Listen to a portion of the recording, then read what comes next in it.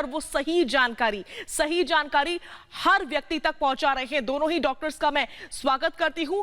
Doctor साहब, सबसे पहले मैं आपके पास आना चाहूंगी, अनिमेश जी मैं आपके पास आना चाहूंगी। आज 3 लाख से ज्यादा मामले सामने आए हैं, जबकि पिछले कुछ दिनों में हम देख रहे थे कि कोरोना वायरस के जो आंकड़े हैं वो 4 लाख से ज्यादा थे। हम अपने उद्देश्य को पाने में सफल होते हुए नजर आ रहे हैं।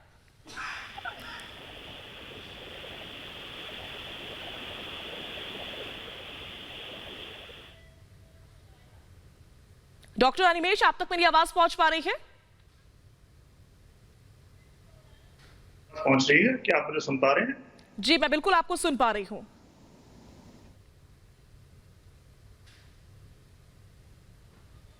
डॉक्टर अनिमेश, आपको मेरी आवाज मिल पा रही है? तो मेरा सवाल आपसे यह है कि पहले 4 लाख से ज्यादा मामले सामने आ रहे थे, लेकिन पिछले 2 दिन से हम सिर्फ 3 लाख का आंकड़ा पार कर रहे हैं, यानी कि हम अपने उद्देश्य को पाने में सफल हो रहे हैं। कोरोना के केसेस अब देश में कम होने शुरू हो गए हैं।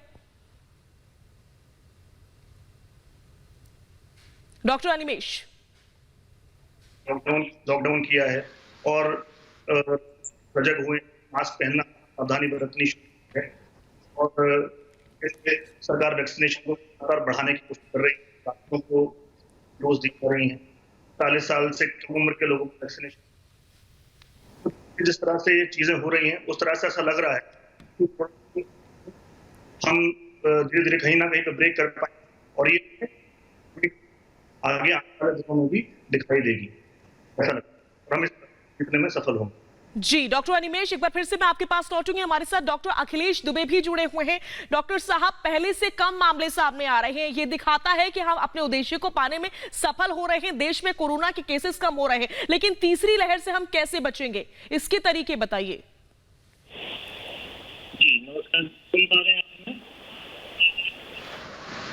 आप हमें सुन पा रहे हैं? जी बिल्कुल, मैं आपको सुन पा रही हूँ। जी जी बिल्कुल। पिछले अगर हम 2-3 दिनों का ट्रेंड देखें तो थोड़ा सा कोरोना के मामले कम आ रहे हैं। ओवरऑल जो हम फील कर रहे हैं अपने अपने शहरों में, वो भी ये फील कर रहे हैं कि थोड़ा सा ठहराव आया है, जो एक अच्छा संकेत है। पर हमें यहाँ पे रुकना नहीं है, चूंकि तीसरी वेव, जैसा आपने बोला अभी कि तीसरी वेव की तैयारी हमें बिल्कुल डट के करनी है। तीसरी वेव आने की संभावना है।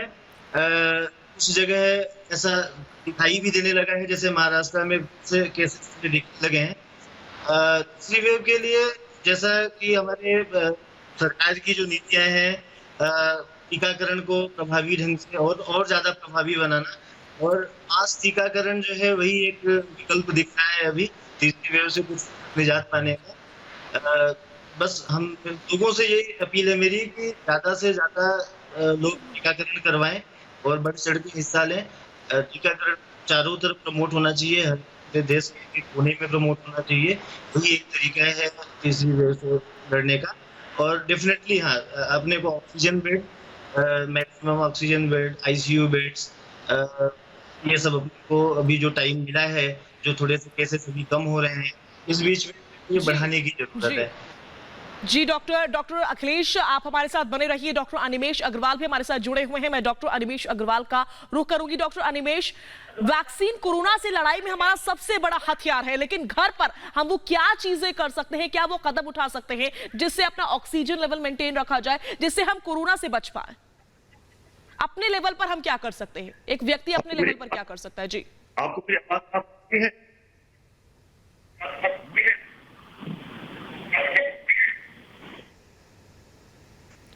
तो डॉक्टर अनिमेश की आवाज हम तक ठीक तरीके से नहीं पहुंच पा रही है। मैं एक बार फिर से डॉक्टर अखिलेश का रुख करूंगी। अखिलेश दुबे हमारे साथ जुड़े हुए हैं।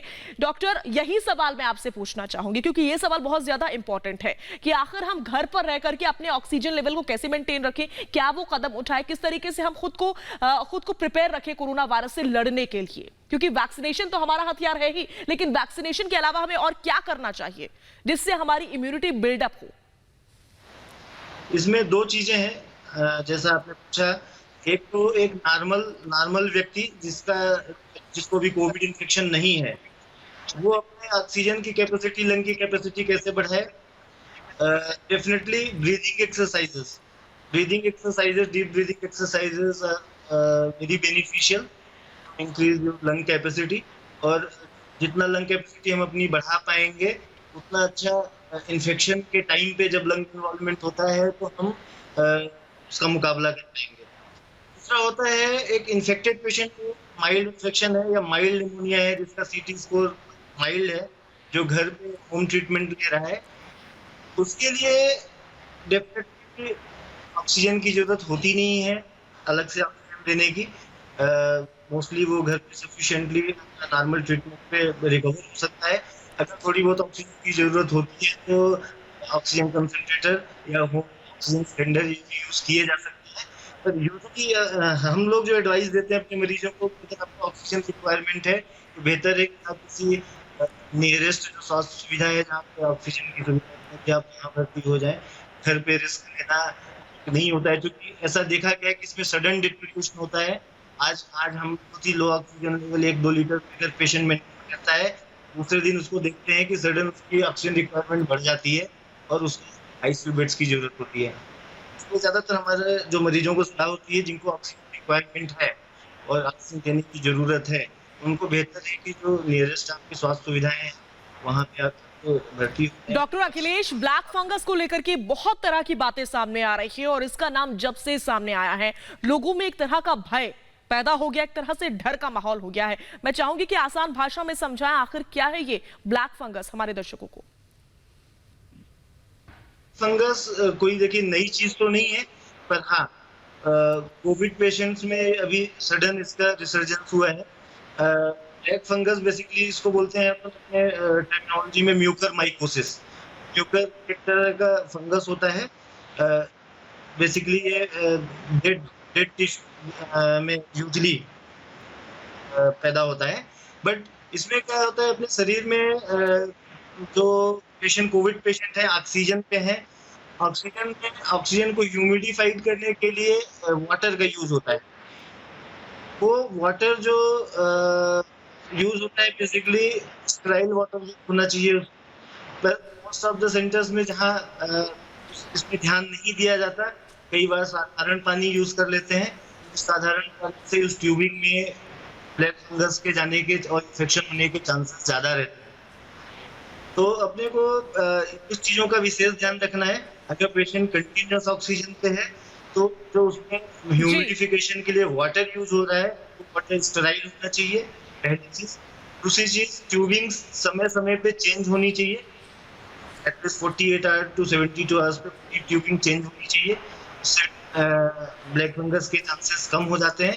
डॉक्टर अखिलेश, बहुत महत्वपूर्ण जानकारी आप साझा कर रहे हैं हमारे दर्शकों से। एक बार फिर से मैं आपके पास लौटूंगी। हमारे साथ डॉक्टर अनिमेश भी जुड़े हुए हैं। मैं डॉक्टर अनिमेश का सीधा रुख करूंगी। डॉक्टर अनिमेश, ऑक्सीजन इन दिनों बहुत ज्यादा इंपॉर्टेंट है। घर पे ही हम अपने ऑक्सीजन को कैसे मेंटेन रखें, क्योंकि प्रोनिंग तो एक तरीका है ही, लेकिन उसके अलावा और क्या तरीके हैं जिससे घर पर ही हम अपने ऑक्सीजन लेवल को मेंटेन रख सके, वो बताइए हमारे दर्शकों को।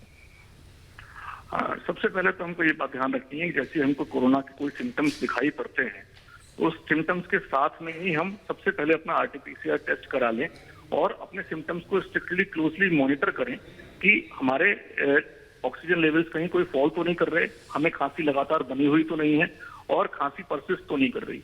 इस चीज को देखने के लिए हमें एक तो अपने ऑक्सीजन लेवल्स, जो हमारे पास पल्स ऑक्सीमीटर की मशीन होती है, उससे हम मॉनिटर कर सकते हैं।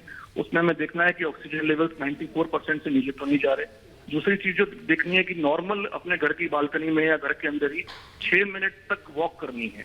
उसको 6 मिनट वॉक टेस्ट कहते हैं। 6 मिनट तक वॉक करनी है आराम से, नॉर्मल स्पीड पे, कोई तेजी से वॉक नहीं करनी है। और 6 मिनट वॉक करने के बाद में दोबारा से ऑक्सीजन लेवल्स नापने हैं।